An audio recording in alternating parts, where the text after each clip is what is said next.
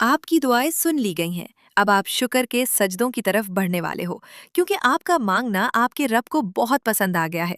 वो आपको अपनी कुदरत से बहुत जल्द नवाजेगा और आप हैरान हो जाएंगे कि कैसे ये नामुमकिनात का सफर आपने अपनी दुआओं के जरिए मुमकिन करवा लिया है। बस दुआएं कभी ना छोड़ें। अल्लाह ताला आपको यहाँ तक इसलिए नहीं लाया क्योंकि उसने तुम्हें मायूस करना था। बिल्कुल नहीं। आप यहाँ तक खुद बिल्कुल नहीं पहुंचे। आप पहुंच ही नहीं सकते अल्लाह के हुक्म के बगैर। अल्लाह ताला ने आपके लिए बहुत अच्छा सोचा है। वो नेमत आपके लिए ही रखी गई है, मगर अपने वक्त पर मिलेगी इंशाअल्लाह।